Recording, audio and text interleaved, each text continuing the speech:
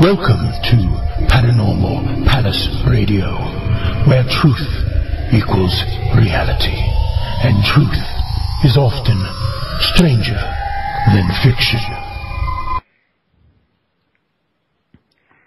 Hello everyone, welcome to Paranormal Palace Radio.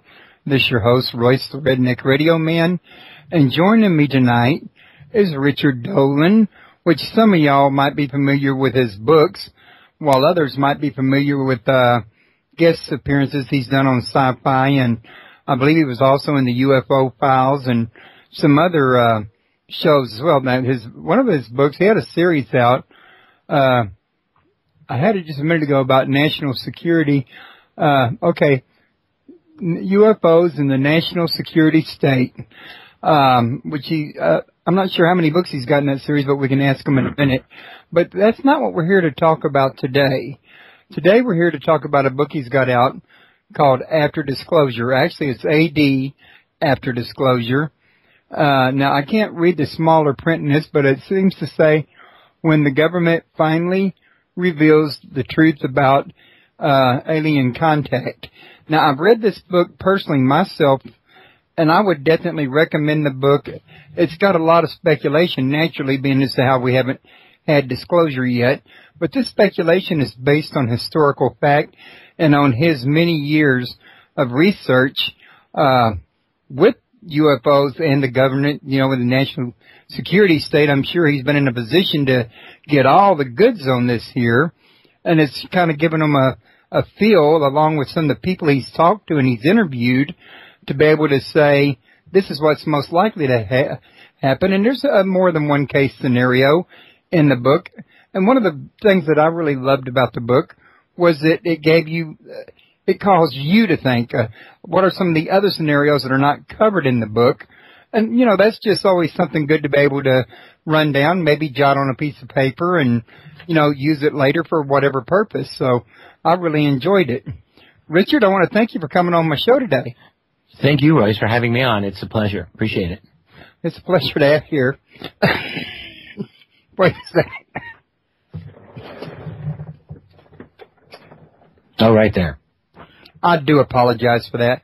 I told you earlier about the rain. My back ain't the only thing it gets to. It gets to my lungs. It's a mold out. Well, that's awful. That's awful.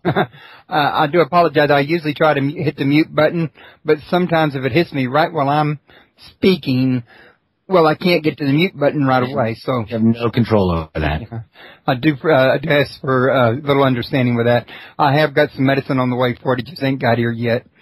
At any rate, it's my first time to have you on my show. I've sat here and watched you on TV.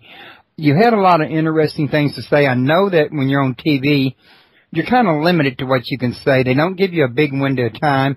Oh, that's and for they sure. got specific things they want you to cover. So now you're going to have a chance to try and cover some things that's, a little more in depth. I hope we have a chance to. And if we don't, I'm pretty sure if you're going to have time in the future and you enjoy your time here tonight, we can always try some more for a future date. But for right now, let's delve into this book. Mm-hmm. How exactly did you and Bryce Zabel come about, getting interested in writing this here book? Yeah, well, that's a great question. I've been researching and writing about UFOs since the 1990s. I got into it in the early 90s. I've been published since 2000. And my approach to the UFO phenomenon has always been more or less political. I backed into the UFO field, as I often say, through the study of history and politics. Before I did UFOs, I was studying U.S. national security strategy in the Cold War years. And then I became obsessed with UFOs, and I just thrown the rest of my life into this subject. As a result of doing historical work, that brings me into issues dealing with a cover-up. Is there a cover-up? I would ask myself, and the answer, I think, is yes, there certainly appears to be one. It certainly has seemed to me that looking through declassified U.S. government documents that there is indeed a reality going on that the United States military has encountered, and that for various reasons U.S. government representatives have declined to give any credence to publicly. What you find out is that privately and in the classified levels, they take this topic quite seriously. So that's been my reality in studying this, and really over the last decade, I've noticed an evolution in my own thought, which has made me increasingly wonder about, well, what happens if the truth on this topic actually were to ever come out? Because of course, if you believe that the UFO phenomenon is real, and if you believe that there's a cover-up, and to me the answer is yes to both of those, then I think it's not an unnatural thing to ask yourself, well, we got to end this secrecy, and what's going to happen? How will that change the world?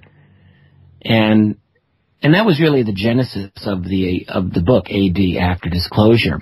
I hooked up with Bryce Zabel because Bryce, who was and is a television producer, was very interested in my history books, UFOs and the National Security State. He wanted to do a TV treatment of them. Bryce is the guy who created and produced the TV show Dark Skies back in the late 1990s, which was and is still a great show. And that's how we got started to talk to each other. But what we realized, and this is in over the winter of 2010 into 2011, is that right? Yes. 09 to 010, sorry. We originally conceived this book back then. We realized that we had a strong interest in this whole topic of disclosure. I wasn't the only one who was wondering about it. He was too. And we just decided to have at it. We pretended we were like a think tank and laid out the book and really asking two fundamental types of questions. Question number one is, can UFO secrecy ever end? If it did end, how would it likely end? And then question number two would be, what next? What happens then? And we try to handle both of those, not in a utopian way, not in a wish fulfillment way, but really trying to look in a hard, cold way at our society, at our world, and to, deal with these issues. In terms of the first issue, it's a very easy thing for someone to say, well, why do you even think UFO secrecy will ever end? It hasn't ended yet. What makes you so sure that it's going to happen now? And that's a fair question. But we felt that it's going to end. I've often said it's kind of a paradox. It's impossible for it to end, but it's inevitable that it's going to end.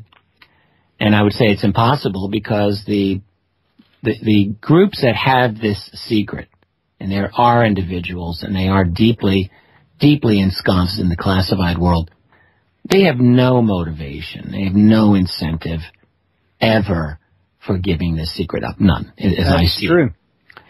And so the question would be, well, what makes you think it's going to happen now? Well, the reason I think it's going to be inevitable anyway is because those secret keepers aren't the only factor in the equation.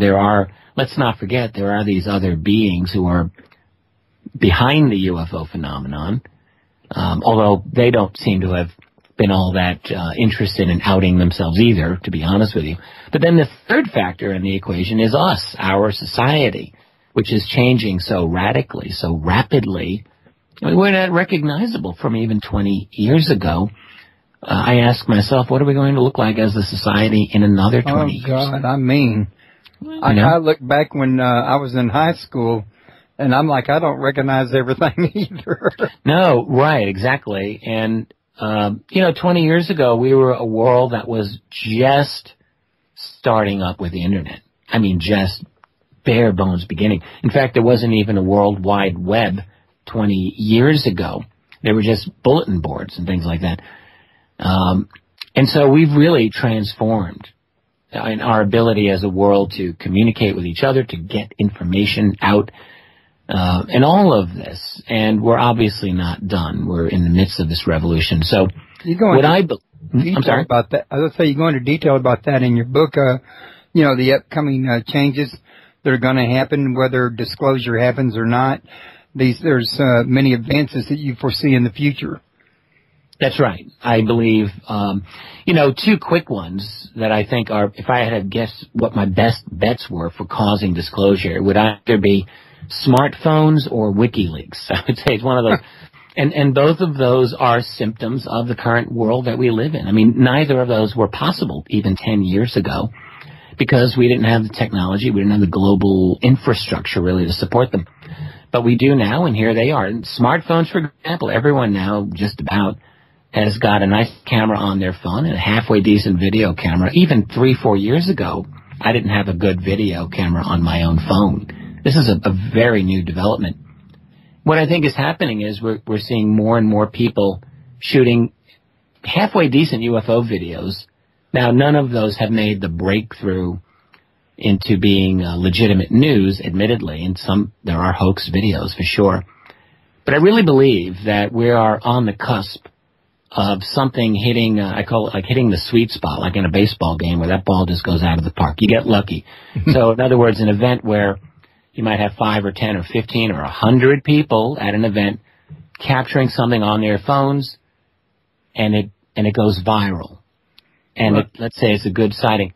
Something totally unexpected. Exactly. And not only that, but how far away are we from having night vision on our phones or infrared or other types of detection technologies that we probably aren't even thinking about right now, but we're going to get them. So our ability to capture, record, and transmit data is just going through the roof. And then the other possibility that I think could cause a disclosure would be some kind of WikiLeaks type of event. You know, whether people like or don't like what WikiLeaks does, whether you consider it legal or not, is irrelevant because groups like that are not going away. We're in a situation where inside information can be and is being leaked to the rest of the world, like it or not.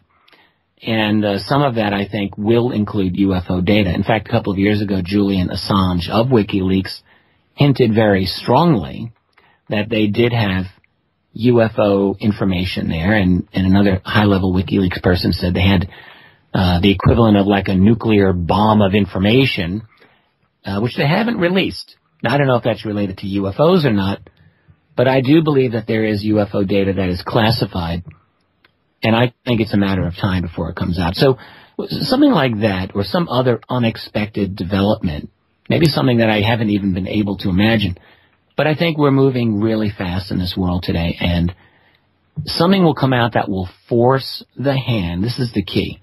It will force the hand of the secret keepers. The secret will never come out voluntarily. It'll only come out once we as a society are in a position to force it out. Well, I can tell you one thing that comes to my mind that would definitely, I don't see how they could cover this one up, and that's we've already had UFOs crash at Roswell, Aurora, Texas, Bentwaters, and, all over the place, that's basically. Right. But what if one of them crashed right dead smack into the White House? Well, that would be hard to cover up, wouldn't it? I certainly would agree with that. There have been a number of cases over the years where I think we were very close to having something break through. Think of something like the Phoenix Lights, which was 1997. Yes. Seems like so long ago. It was 15 years ago. But if that display had happened a few hours earlier in the day, that might have done it, or if people in 1997 had been able to record the original object that was seen flying across the state, and by all witness accounts, that was a very impressive object, including seen by the governor, Fife Symington, which we only learned about many years later. So, in other words, I think that we're close. I mean, we've had a few close calls. Yeah, like Stephenville. Stephenville was another one. We're just, these events do happen, and they happen actually all the time. If someone wants to know how many UFO sightings are going on, go to the National UFO Reporting Center on the web, and they publish over 5,000 sightings a year. 5,000 a year. That's U.S. and basically North America. Admittedly, most of them have not been investigated. They're what you call raw reports. But read through them sometime. Some of them are quite interesting, quite compelling. I've investigated a handful of them over the years, and the ones that I've looked into I thought were legitimate. So there's a lot of activity going on, without a doubt. And I just think it's a matter of time before something big happens. And this isn't 1990, and it sure isn't 1950. We've got capabilities as a society to capture this information in ways that just were not ever possible. So yeah, I think something's going to force a hand. And then once it does, that's when all the floodgates are going to come open. Well, not all of them, but you know what I mean. There's going to be a real battle royale, and it's going to be, on the one hand, a whole lot of people who are going to be demanding the truth. Think Occupy Wall Street times the Arab Spring, and you'll start to get an idea. Will people want to occupy Area 51 or occupy Wright-Patterson Air Force Base? I really wonder. So you'll have that on the one side, a lot of people wanting answers, and on the other side, just because the basic secret's out doesn't mean that the CIA is going to just walk away from the table and say, okay, here's all the information, people. Probably not. I think the big concern they'll have is on spin, on control over this story as it develops. And they have a little bit, not a lot, but a little bit of my sympathy. After all, let's say you're the president and you've been forced into, now you have to make an acknowledgement. And what happens if you've been briefed and the briefing includes some really scary information? You have to decide, how do you tell the world about this? Like if, for example, your intelligence people confirm to you that one or more of the groups that are here don't seem to be friendly, they don't seem to be nice, and we don't really have a whole lot of control over what they do. That's a difficult thing to tell the world without people. Yeah, or to tell the president who's never knew the full story on UFOs. Well, pardon me, sir, but there are some secret branches that have made deals with ET to abduct people and run experiments on them that some would consider torture. So I don't know how much of that you care to reveal to the public. No, exactly. And, there are hints that something very dark, very ominous is in fact the case. There's a story that Bryce and I related about President Jimmy Carter. And I can just tell you, the source that we got on this, in my opinion, is an extremely exemplary, high-level individual. I know who this individual is personally. I've spoken to this person. And really how it came out is that in Jimmy Carter's first year in office in 1977, he did get a briefing on the ET/UFO situation. This was in June 1977. And it was not known to this individual what was said to the president, but it was known that at the end of the meeting, he was seen in his office with his elbows on his desk, his head in his hands, and he was either sobbing or in tears. So something was told him that was deeply upsetting. Now, that doesn't necessarily mean that it had the meaning was of evil ETs putting us in their cookbook, but it does imply that there's something bad going on.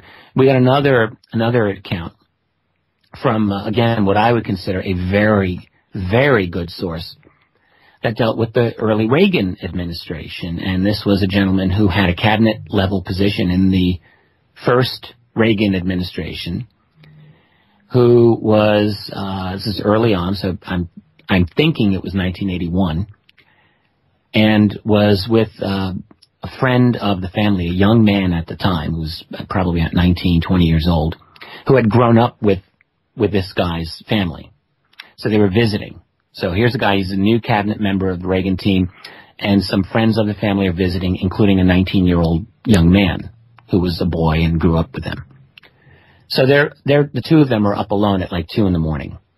And the cabinet guy has had probably too many drinks. And that's when he loosened up a little bit and said to this young man that when he became a cabinet official, he was taken for, I believe it was more than a month, to an underground facility where he was briefed on the UFO reality, on the ET reality. And he said what upset him more than anything else is that he had a daughter to raise in this world. Wouldn't say anything more than that. So you get these hints along the way that we're dealing with a reality that is upsetting, that is disturbing. Not everybody believes this. There are people who believe that we've got benign, like Space Brothers, the Galactic Federation of Light, we're told, or the Pleiadians or whomever. But you get a lot of other indications that what we are dealing with is not all sweetness and light at all, that there's a dark side to this. So, when there's a disclosure, and I say when, not if, it's going to happen, one of the problems that I think we as a society may have to face is that not all the information we want will necessarily come out. And we may indeed as a society be arguing about the meaning of this for many years to come. We're arguing about what we got already. Well, exactly, because again, it's not like the national security groups are just going to walk away and hand everything over. What's going to be the case is that there's going to be a very significant political battle about this. You're going to have a president, let's say, is going to have to make a decision at some point. He's going to be the guy, or she's going to be the woman who's stuck in the middle. On the one hand, you'll have basically the elite groups that put them into power to begin with, and the national security and the intelligence community and all of that on the one side. And on the other side, you're going to have basically the people who are going to be out there probably demanding truth. And, the difference between that situation and what we have now, I mean, we've got people today who want the truth on UFOs, but this topic is not a respectable or legitimate topic to talk about in the mainstream. The difference is that after disclosure, it will be. So it's going to be a lot more powerful, and it's going to be a lot more difficult just to ignore. And so where that all is going to fall out, Bryce and I certainly don't know. I don't know if anyone knows, but I think that's really what we're looking at. So one of the things that I think we tried to point out with AD after disclosure is that disclosure is really not going to solve all the problems. It's not going to answer all the questions. It will answer some questions, and it's going to leave a whole lot more unanswered. But that doesn't mean that it won't have a massive impact on our society. No matter who these other beings are, what we believe is that disclosure is going to transform our world in many, many important ways. Whether these other beings are good guys, whether they're bad guys, whether they're indifferent to our fate, whether they're more complex than we can even imagine, we still believe that the act of disclosure itself is going to open up a tremendous amount of change in human society. And, hopefully, I think for the better, for the most part, not entirely, undoubtedly. As with any revolution, and this really will be, you'll get, the good and the bad. And I'm sure that's going to happen with disclosure. Oh, yeah, I would agree 100%. One of the big questions I was just dying to ask you, though, and I'm sure a lot of people are, is when do you think, if you were to just take a wild guess, disclosure might occur? A ballpark. Yeah. Well, that's a tough one. That's a tough one. I don't think it's going to happen this year. I've actually never, there have been predictions for disclosure, for the last decade or more, and especially for the last 10 years, especially with since President Obama's been in office.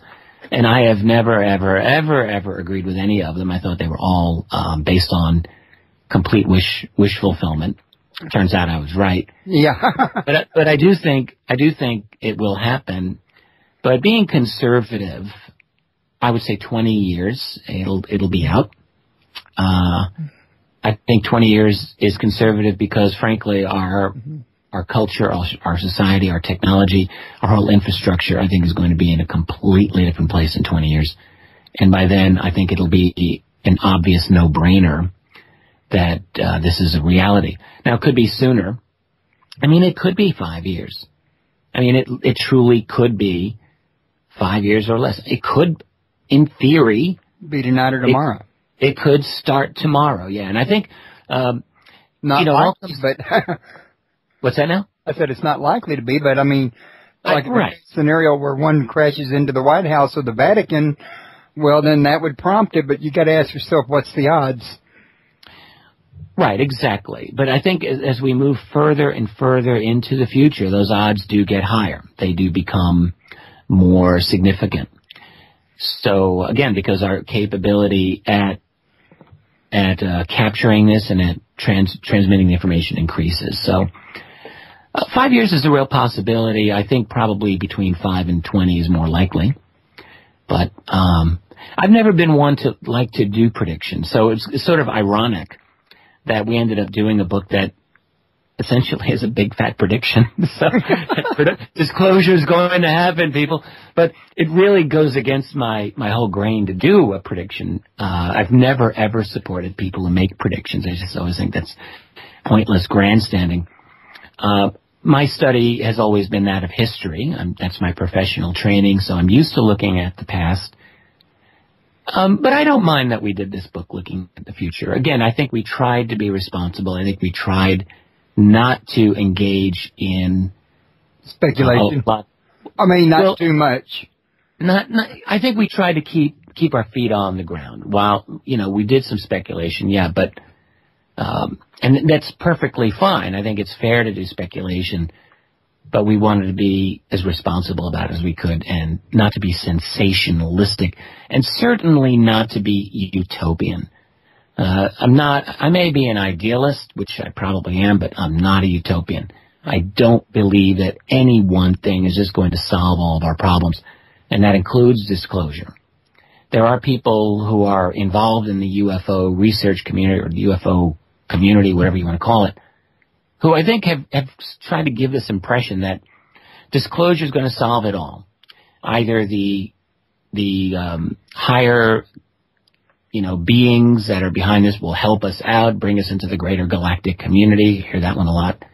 Or the introduction of free energy will solve our problems, and you hear that one an awful lot. Oh, yeah. And whereas I think that there is an energy revolution ahead after disclosure, and I'm happy to go into that with you, I don't think that's necessarily going to solve all our problems. We got a lot of things going on, and having free energy may not solve them, actually may exacerbate them in many ways. So, that's true. We'll have new challenges. And free, clean energy will solve some of our current problems. And let me just preface this. Why am I even talking about free energy? Here's why. Let's say the president is forced into making a disclosure statement because of the buildup maybe of a sighting that went viral or a leak from WikiLeaks or something else. And he basically goes up there and says, well, it's our advisors have informed me that this is a real phenomenon and that the core of this is from a society or civilization that's not from here. So that's the basic statement, that's the basic disclosure. But here's the thing, even a 10-year-old kid, if they've seen a picture of a flying saucer, they're going to know that these things do not use gasoline to fly around the sky. Whatever they use, it's not gasoline. It's not your basic fossil fuel or even jet fuel. So there's going to be an immediate speculation and analysis on what these things are. And what new people will find out is that there's been a tremendous amount of informed research done on the whole concept of electrogravitics, which has been a study now since the 1920s. There'll be a lot of people catching up, a lot of scientists catching up on force field propulsion, that is essentially anti-gravity type technologies. And then the energies that may be behind that. What's the source of energy behind UFOs? Is it the so-called zero-point energy that people talk about? Is it clean nuclear fusion? Is it something else? My point is this. Once this topic is outed, so to speak, in the world, you're going to have a global scientific community actively pursuing this solution, and we're going to get it. We're going to get a solution. And that solution may be yanked out of the classified world, for all we know, as well. They probably already have, or they may at least have this answer. So disclosure, in other words, threatens the largest industry in the world, and that's the petroleum industry. And so the electric industry. Absolutely. All of our current 21st century infrastructure is likely to be challenged by the disclosure of the UFO reality. And that means a lot of entrenched economic, financial, political interests, but it also means the end of an era. It means the end of the petroleum era, at least in the way that we've understood it. And if we do get access to what we might call free energy, that could be a wonderful thing. In some ways, it could be a great thing. I mean, after all, look, I think we all realize implicitly that humanity can't go on a petroleum path forever. Right. It's just not going to be possible for us. It's going to run out eventually. Yes. And if we don't run out, we're going to basically trash our planet in the process. So we need something different. And I think within the UFO technology that there is an answer implicit there.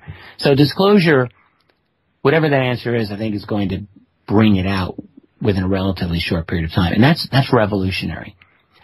And that could help us do certain amounts of environmental cleanup, toxic remediation. Who knows? A lot of things are possible with free energy, I would think. Of course, some of this technology could easily be weaponized. Right. And which raises problems of its own. How does one control such technologies? And yeah, it's a mess. It's a mess. So that in turn, I think, will cause political realignments. Maybe and here's something that's scary because I'm not power shifts, maybe. Well, I'm not a fan of globalization the way it's starting to turn out, which is basically a couple of very small handful of elites owning all the stuff in the world. But what's going to happen is disclosure will give a strong impetus, a strong push to globalization, and it's going to have to be up to people to determine if that globalization looks like freedom or fascism. And again, I think that's what there'll be a choice on the table there. There's going to be a lot of interests who will want to use disclosure to create a kind of global police state. And we've got to be aware of that as a reality. I mean, we're already moving in that direction in so many ways around the world. That's true. That's elsewhere and in the U.S. We've got a world now where, you may not have every one of the emails that you've ever written, but guess what? The NSA's new Utah Data Collection Center does. They got everything you've ever written, Royce. So if you ever want to go over there and say, hey, guys, you got some of my 2003 emails, they might have them, but they'd also might say, well, it's a matter of national security, sir. Yeah. But we're moving to a world, I guess my point is that, in which governments know a lot about us, but we don't know a whole lot about our governments, and disclosure might accelerate that process, or if the people are on their game, we could reverse that process. I know that sounds utopian, but it's possible. If people are energized and if people give a damn, they can use the event of disclosure to demand that light be shed on the classified world that has hidden this secret. And this is going to be one of the very tricky issues of disclosure, which is simply, the president makes a statement, and there are going to be a couple of questions. One will be fear-based. It'll be like, well, who are these other beings? Do we have anything to worry about? Fair question. There may or may not be an answer. But then there'll be another set of questions, and answers will be demanded. And those questions will concern, how the heck did you guys keep this secret all these years? How have you been able to manipulate our journalistic world, the media? How have you been able to manipulate the academic and scientific communities? And they've all been manipulated. It's all been manipulated by the intelligence community. And so these questions are going to lead to more questions, and more and more and more and more. And the next thing you know, they're going to be lifting up that rug, and they're going to see a whole lot of dirt and a whole lot of termites scurrying out. Yeah. And a lot of heads are going to roll. But the really important thing is that people will gain some insights into the real structure of the secrecy itself. And that's a good thing. And if we are able to keep that momentum going, we might be able to engage in truly genuine reforms. We might be able to force reforms. Freedom's never given. Freedom's never granted. It's always earned. It's always fought for and won. And the same thing will have to happen after disclosure once the secret comes out. The guys at the top of our human food chain are never going to just say, oh yeah, here's all the information, people. Here's all the freedom you want. Here's a great new world. Go take it. No. People are going to have to demand it. They're going to have to get angry enough, and they're going to have to demand answers. And it'll only be out of that struggle that that's how the after-disclosure world will be resolved, by that struggle. It'll take time. But I wanted to mention to you, we've had a couple questions in the chat room. I thought you might want me to run by you real quick. Sure. One of them was, does Richard believe in the recent, and he's referring to the last year or so, disclosures by the UK government were complete and honest disclosures? No, absolutely, I do not. Never did. The UK government and the UK media also, they're really one and the same thing, has, in my opinion, never truly done honest work in this matter. What they have claimed to have released, their so-called MOD files, are nothing more, almost every one of them, is nothing more than a raw report, which has, there's no evidence, zero evidence in any of those release files that the Ministry of Defense actually ever investigated, well, more than the smallest handful of these cases anyway. Most of them are simply letters to the government by people who've claimed to see UFOs. That's about it. And a whole lot of filler. In the early years, I downloaded every single MOD document. I've fallen a little bit behind, I admit. But I do know of the data that's in these files. And it's not that there isn't good information in there, but the only reason that the Ministry of Defense did this is simply, the best way to keep a secret is you pretend to share it. So they have all these raw files that were a big hassle to them because people were filing freedom of information requests with the government, and it was a big bureaucratic nightmare. So they just thought, you know what? They're thinking, these are just meaningless reports anyway, but they're portraying them as this massive revelation. Here you go, people, we're giving up all of our stuff. And really, you get some nice tidbits in there. But it was mostly pacifier material? Yes, absolutely. There's no indication that there was ever a serious investigation done by the MOD in any of these files. And when you consider the gravity of some of the cases, I mean, not just the Rendlesham Forest 1980 case, most people, or many people know about that, but even that one alone, there's no indication in any of these release files of any true investigation the British government did, which is not credible. It's not believable. But then there was this big wave of important sightings in the early 90s, a couple of times, 1993 in particular. Really no indication that the MOD did anything. And, you have to wonder, where is the investigation, guys?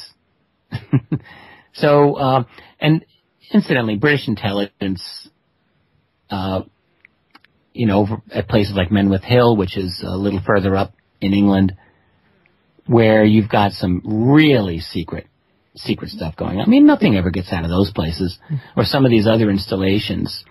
So no, I think that this is simply a pacifier. Okay. Now, for his other question. Let's see. Does Richard put any credence in the committee of the majority or the majestic accounts of the Eisenhower meeting?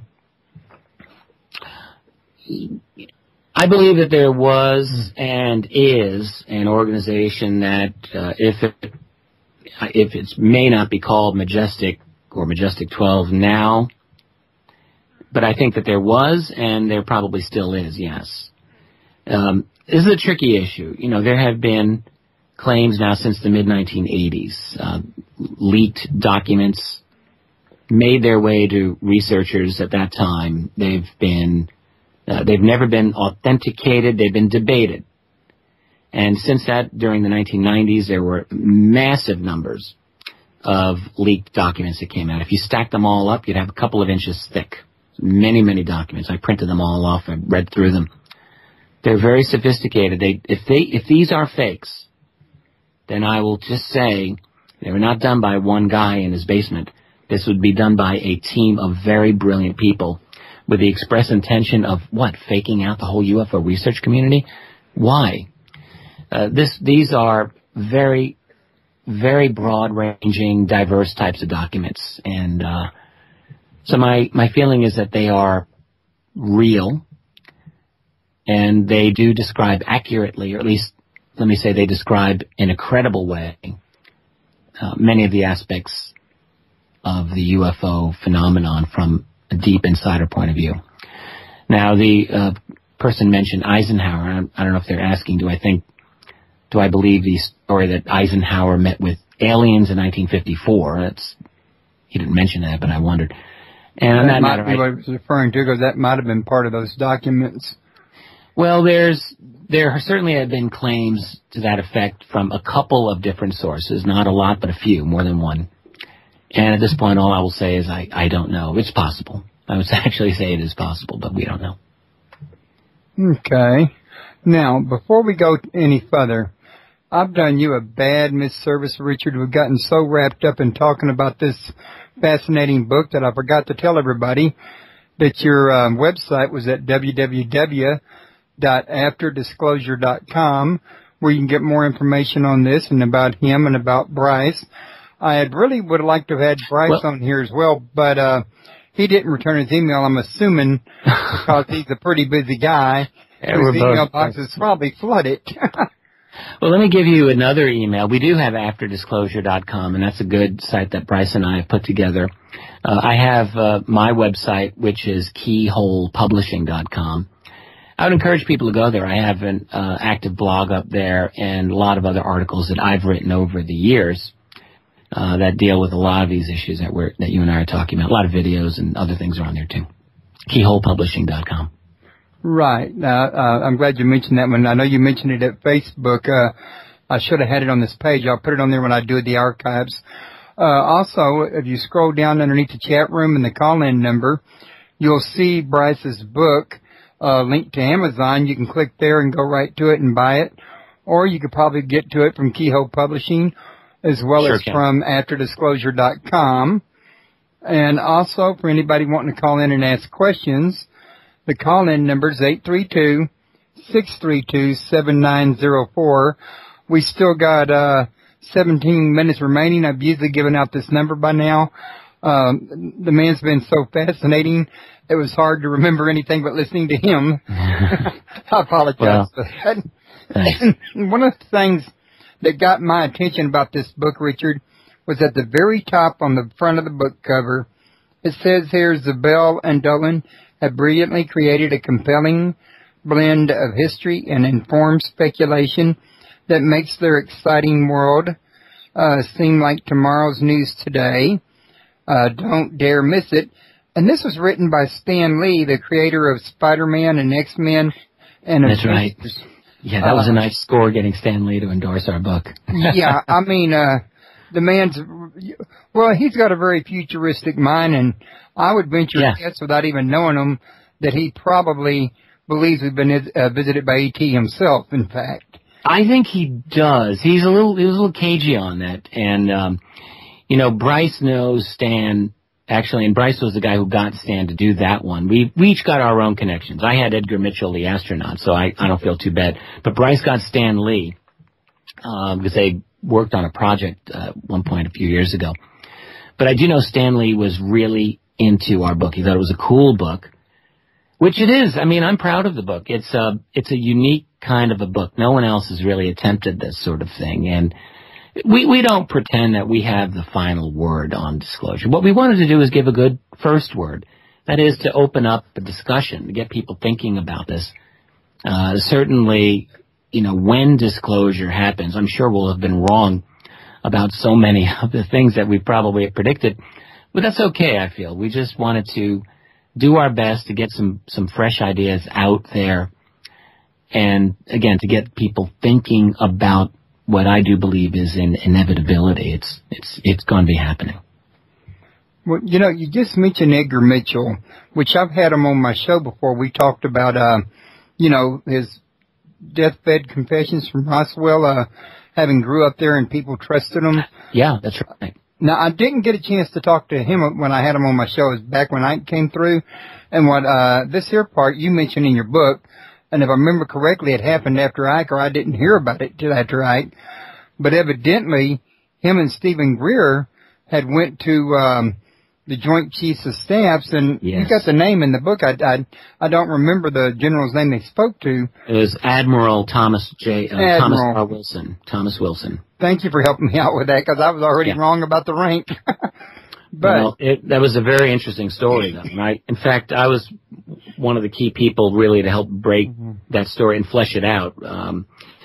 What happened is that I had spoken to a very high-level individual at one point who had told me a little bit about this and said that in I think it was 97, when Stephen Greer was in Washington, D.C., trying to meet with whoever would really be willing to talk to him about disclosure in the UFO reality.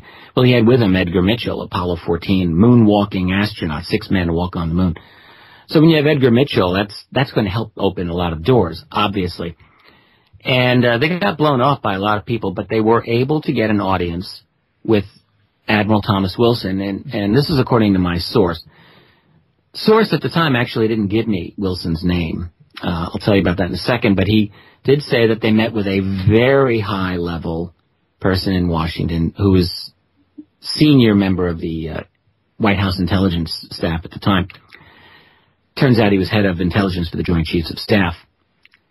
And they met with him, and according to my informant, they kind of freaked him out because they said, look, there are deep black, deeply clandestine programs that are managing this UFO secret, and they appear to be beyond the control of the U.S. government. They seem to be privatized. Who controls them, we don't know. We want you to know, and on behalf of the American people, to try to get some control over these programs. That was basically what they said, and he said he would look into it. And all that I was told is that 2 months later, he found the program and was denied access to it. And in fact, the people who met with him weren't even the program managers. They were the lawyers of the program, and they said, the only reason we're even meeting with you is to find out how the heck you learned about this. Otherwise, we wouldn't have given you the time of day. So that was his story. And then the only other thing that I learned was that he was deeply upset that he was denied access. He felt that he should have been granted access. And he talked about his knowledge now of technology that was not made by human hands. That was his words. So now I got this information. I didn't get a name. And then Stephen Greer wrote his book, Hidden Truth, Forbidden Knowledge, which came out about 4 years ago, I guess. And Greer outed Wilson in that. And as a result of that, I phoned Admiral Thomas Wilson. I spoke to him myself. And he got really mad at me. He got very upset with me. Because I did sort of ambush him, I have to admit. I posed as a military journalist and had nothing to do with UFOs. And he was very willing to talk with me. And then when I broached this topic, he got very upset. Cut the conversation short.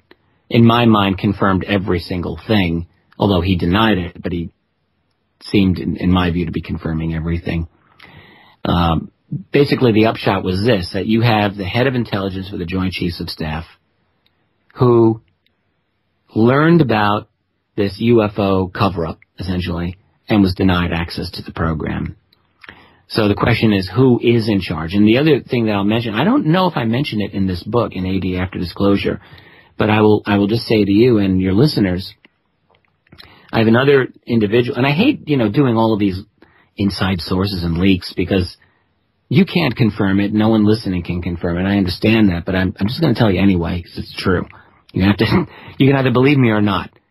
But there's a gentleman that I've been able to chat with from time to time who was very high level at CIA for many, many years. and in fact briefed at least one U.S. president, not on UFOs, but on other important matters. This man has a lot of knowledge of UFOs and told me. I bet I know the man. Well, you might, but I can't tell you who he is, unfortunately, because I promised.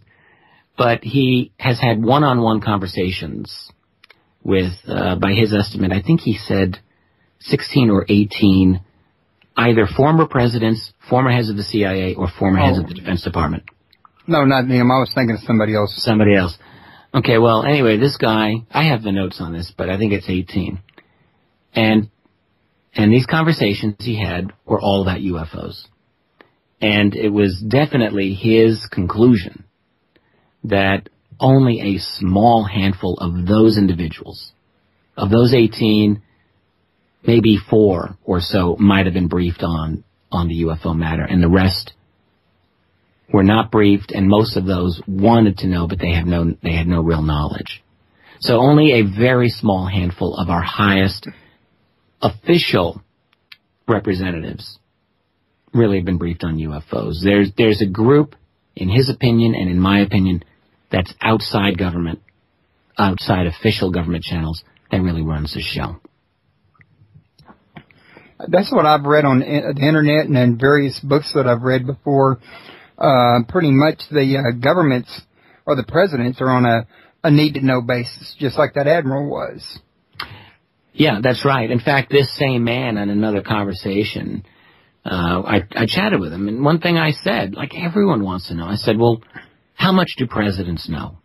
It's the obvious question that, if you get an inside guy who's brilliant and knows a few things, you want to know this answer. And he said, well, some have known more than others. He said, look, think of it this way. Presidents, they come and go. They're here for 4 years, maybe 8. Some are kind of reliable. Some aren't so reliable. Some are real smart. Some drink, he said. Some are unstable. And I do believe he was referring to George W. Bush, who was president at that time during this conversation. In any case, he said, look, presidents come and go, but the guys running the program are lifers. They're here forever. They are not necessarily going to entrust this secret to a president. Think about what a president does. He's got to kiss the babies. He's got to meet with the dignitaries. He's got to be in front of the cameras. He's got all of these. He's got to get reelected. He's got all of these purely public political showman-type roles that he's got to be.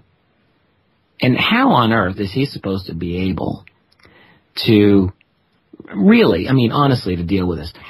And the UFO secret is only one of, a large number of other very sensitive matters. It's not the only important matter in the intelligence community, right? So a president really can't manage almost any of those. They nearly all have to be delegated.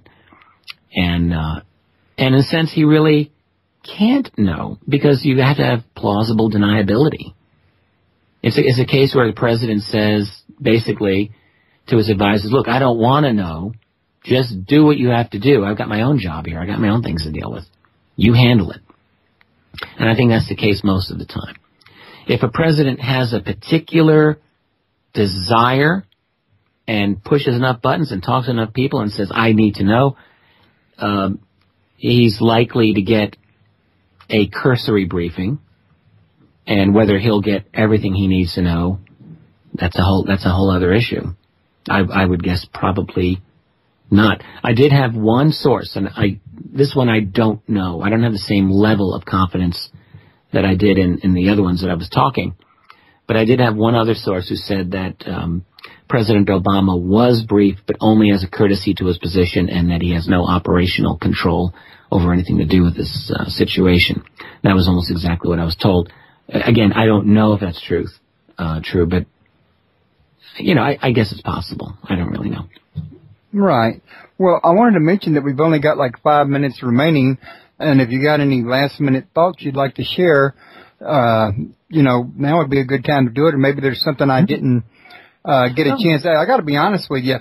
I didn't get a chance to ask any of the questions I had on the list that I pulled from your book, but I think everything went just fine without them. I hope you feel it. I enjoyed being here, and look, this is a topic where there's just so much that's fascinating. The one thing I would just want to impress on anyone listening is that whether you think disclosure is or isn't going to happen, the one thing I really want people to realize is that the UFO phenomenon, which gets laughed at, it's a big joke in the media, it's serious. It's not a big joke. When you get to the right people within the classified community, I can assure you this is taken quite seriously. But the problem is that it is the third rail of one's career. If you're in journalism, if you're in politics, you are not ever going to talk about this. It's death. It's political suicide. So the fact is that you get a whole culture developing with a terror of this topic, and the culture now reinforces the secrecy. But the fact of the matter is, UFO phenomenon is one of the best things to study if you are really interested in getting inside the matrix, so to speak. If you really want to get behind the kind of fiction that most of us are being served every day, being spoon-fed BS in your reality, if you want to get behind that, UFO phenomenon is a very good way to do it. All righty. And while we're sitting here talking about so much to do with the government, I hope you don't mind me putting one in for Nick Redfern. But you see, the thing is, he's going to be my guest this next Tuesday, and we're going to be talking about his new books, The Pyramids and the Pentagon, the government's top secret pursuit of mystical relics, ancient astronauts, and lost civilizations, which yours is covering the more modern end, and you do talk some about ancient aliens. But, I kind of thought this here goes right in behind it, from different angles of, the government, their involvement in the whole picture, in other words. So I thought it was appropriate to mention it. I'm a fan and a friend of Nick Redfern. I have a lot of respect for him, awful lot of respect for him as a researcher. The thing that I've always admired about Nick is that he's fearless into what he does. He's covered so many related aspects of all this strange world that we live in. He's done UFOs, but he's done a lot of other things. And he handles everything, I feel, with integrity. I haven't always agreed on every one of his conclusions, but for me, I don't need to agree with someone to respect them or to like what they do. I think the vast majority of his work is extremely valuable, and it's just nice to know that there are other people out there who really do have integrity and who are concerned with the truth. And I firmly believe Nick is one of those people. Oh, I would tend to agree with you 100%. I've known him for 6 years now myself, so I think I can speak after all the times we've talked that I come to the same conclusions you have. Yeah. He's a good bloke. Yeah. He really goes into depth in his research, too. I mean, he gives you all the names, dates, places, the whole 9 yards. Well, he does a lot of archival research. So he's not afraid to go into archives wherever they be, whether College Park, Maryland, U.S. National Archives, or any of the presidential libraries or any other libraries. He's not afraid to travel and to go. And really, you can't do all of the research from your computer screen. You can do a lot from through the web now, but in archives, these are repositories where it's all there. You got to go there, either hold the paper documents in your hand or even go through their digital archives.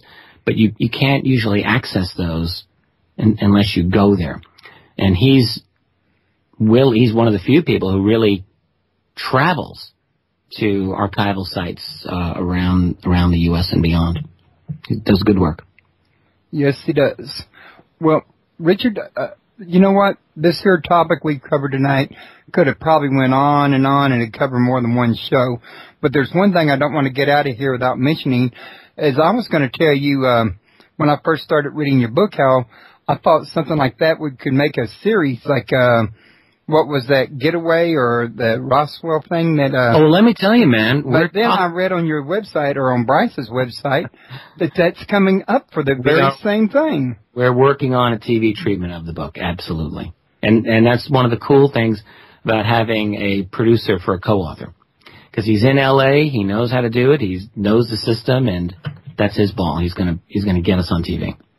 Well, I would love to have you come back and talk about that when it happens, or at least when it's almost about ready to happen. Sure. Don't mind. Not at all. I'd love to.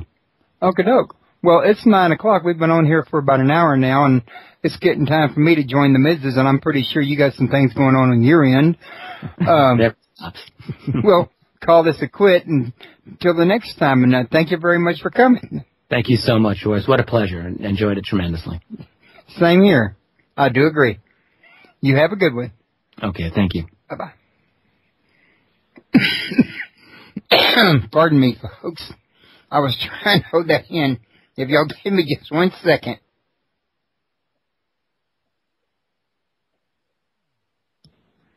Okay. Bought myself some time. Just want to let everybody know there's going to be no show this coming Saturday. That's our 25th wedding anniversary, and we're going to be paying attention to that. However, next Tuesday, Nick Redfern will be here, and we'll be discussing the book I just mentioned. And then on September the 6th, which is that following Thursday at 5 p.m. Central Standard Time, 6 Eastern Daylight Time, I will be a guest on Conspiracies Explained. And then the Book of Transformation, Lisa Barreto will be on my show September the 8th. I could go down the whole list, but I'll be posting it on my website tomorrow anyway. And I'm going to go ahead and call a wrap-up before I start coughing again, since I'm having a bad go tonight. But don't forget to click on the friends link and go see my friends over at, well, I wouldn't advise going to any UFO community. They're not back up yet. But the Supernatural UFO and Paranormal, United Paranormal International are still up. They're great places. Give them a visit. Don't forget to visit World UFO Today. And don't forget to visit my other friends who are radio show hosts. Gary Brown with UKPN Radio, Jim Harold, JimHarold.com, Gralien Report with Micah Hanks, Ohio Exopolitics with Mark Snyder. Those are fantastic shows, a fantastic host, and I think you really enjoy it. And I hope to see everybody back here Tuesday, and thank you very much for coming. Y'all have a great weekend, and don't do anything I wouldn't do if you can find such a thing. And by the way, I couldn't have a show without my listeners any more than I could without my guests, so I want to thank you guys for participating. Y'all have a good one.